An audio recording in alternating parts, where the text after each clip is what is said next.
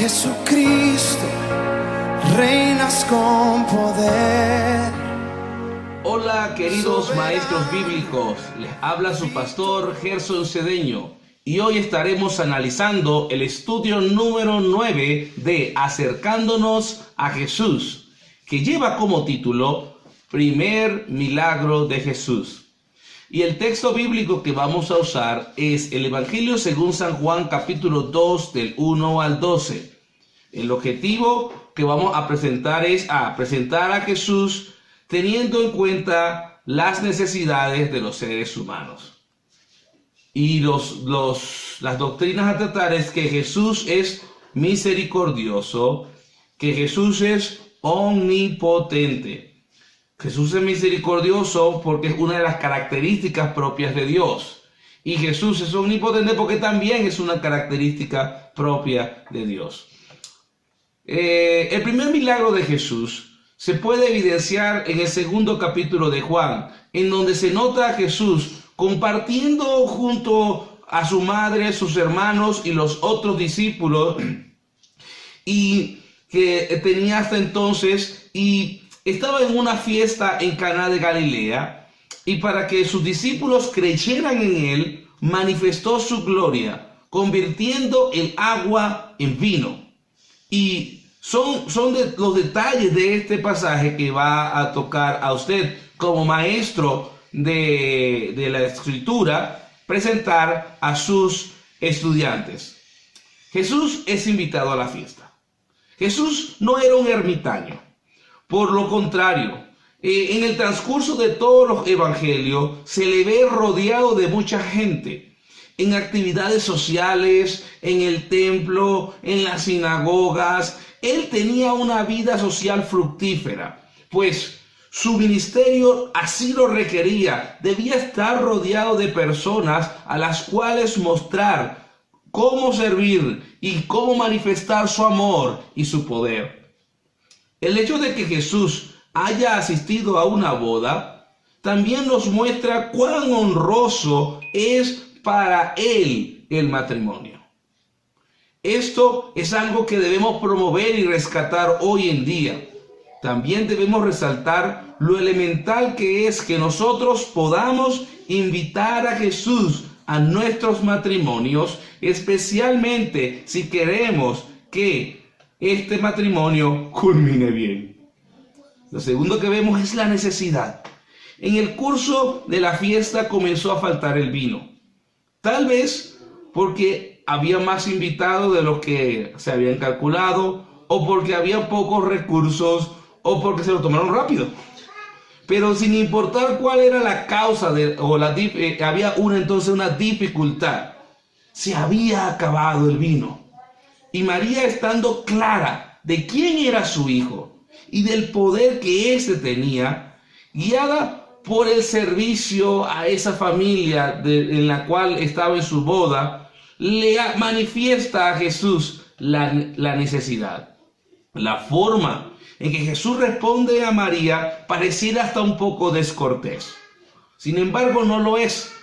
Él la llama mujer en vez de madre, pero es la misma forma en que se dirige a ella en el momento cuando está muriendo en Juan capítulo 19 versículo 26. Mujer, he aquí tu hijo.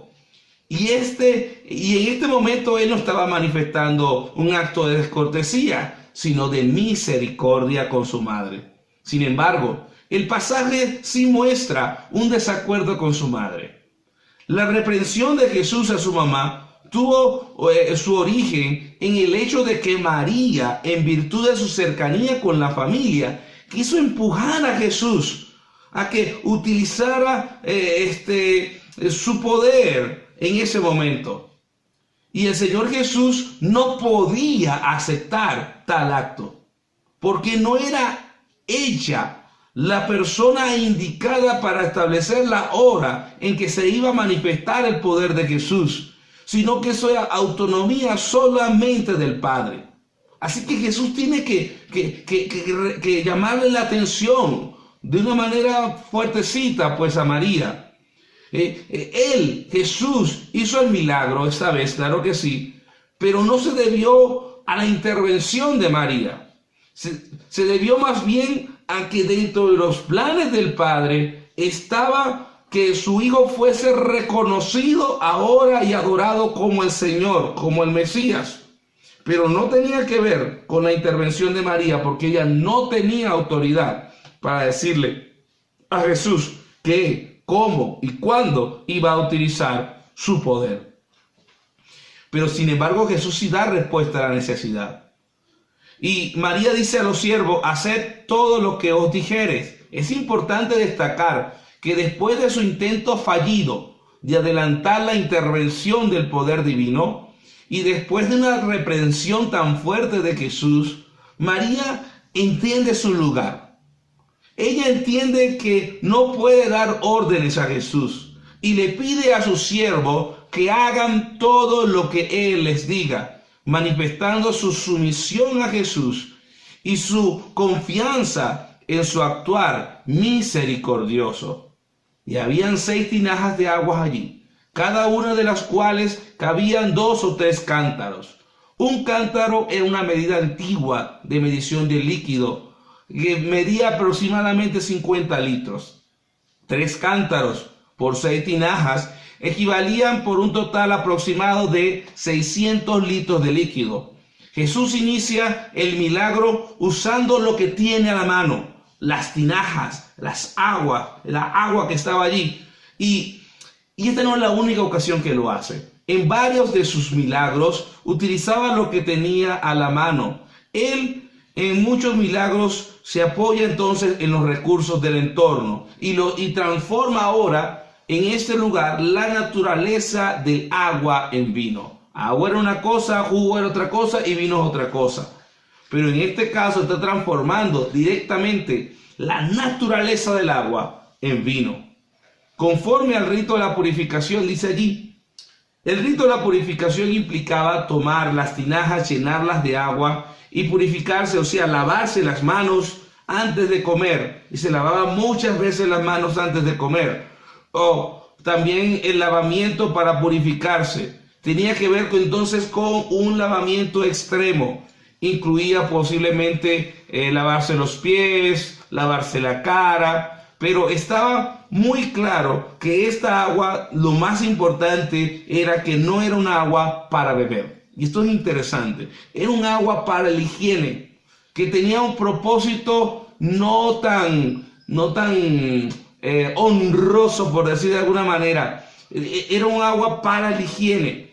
Así que Jesús cambia el propósito del agua, que estaba destinada a ser agua para higiene, a ser agua para ser ingerida y transformarla entonces en un sabroso vino, en un buen vino para beber.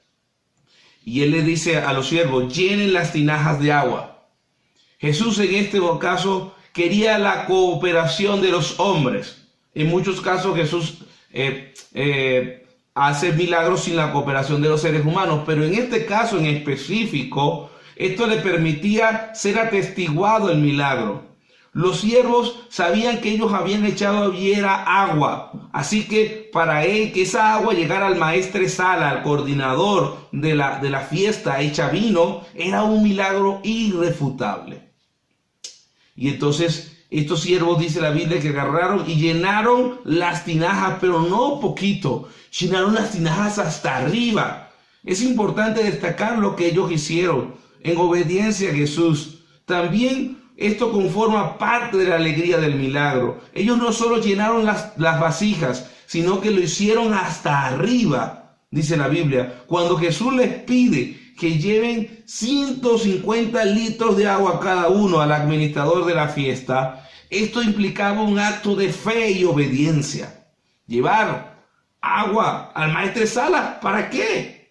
Pues, aunque era una orden ilógica, ellos la obedecieron, porque aquí está la importancia de la fe y de la obediencia de los siervos de Dios. Ellos podían luego atestiguar el milagro de Jesús, porque ellos echaron agua allí, pero lo hicieron con todo. Ellos pudieron haber echado un poquito de agua, o un poquito más, o sacarle un poquito de agua cuando Jesús lo mandó, porque pesaba 150 litros de agua, hay que verle la cara. Pero ellos obedecieron, y en base a la obediencia, a la fe, fue que pudo también ocurrir el milagro y ser atestiguado por los siervos.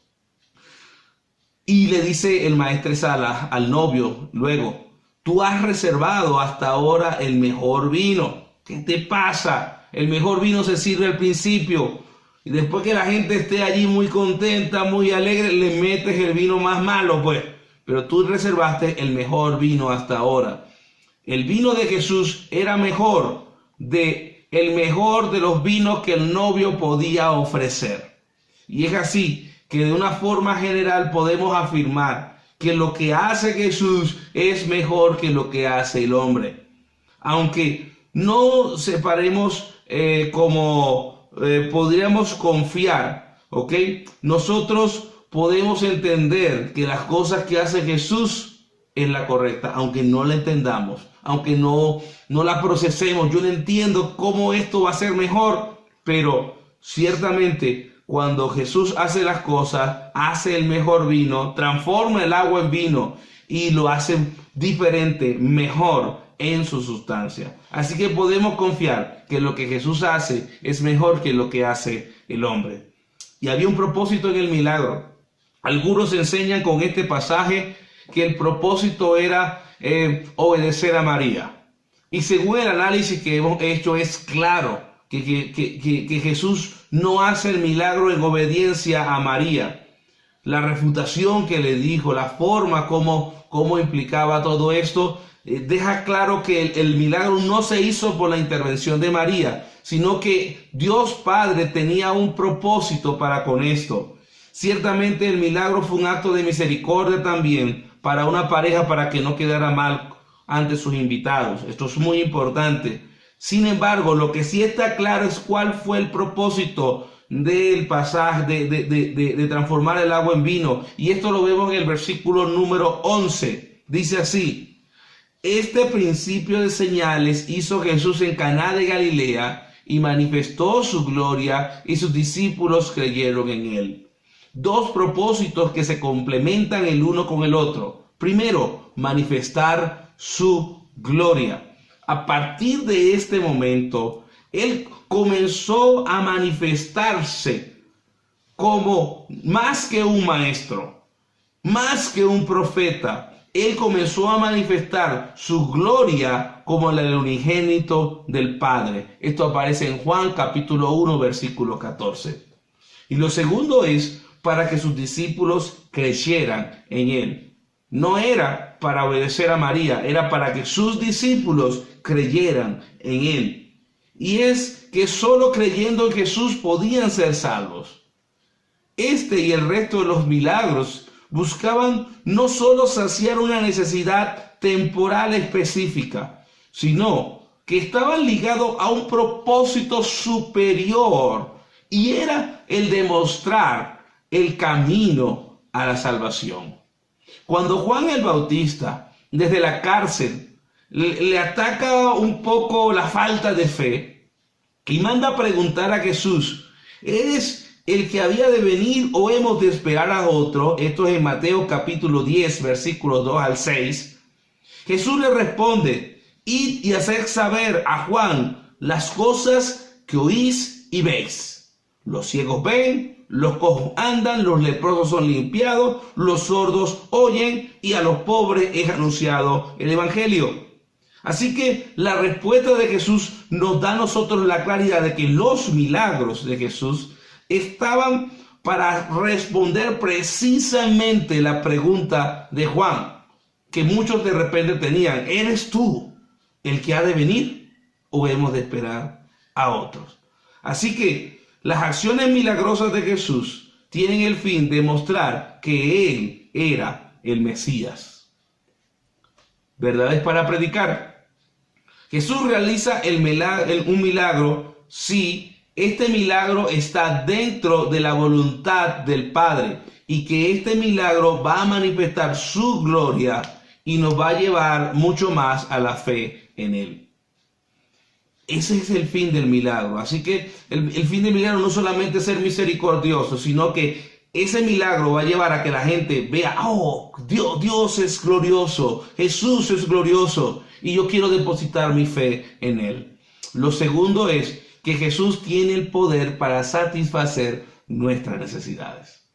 Podemos confiar en Él, podemos llevarle entonces nuestras necesidades delante de su trono de gracia y Él va a tener cuidado de nosotros. Lo tercero es que muchas veces Jesús utiliza lo que está a la mano para traer respuesta a nuestras necesidades. Lo cuarto, la fe y la obediencia son necesarias si deseamos participar de las bendiciones de Dios. Y en quinto lugar, lo que Jesús hace, lo hace mejor de lo mejor que pueda hacer el ser humano. Yo realmente deseo que Dios y su Espíritu Santo pueda guiarle a usted en esta clase y pueda usarle para bendecir a sus estudiantes. Nos vemos en la próxima clase. Dios les bendiga. Dios de lo imposible.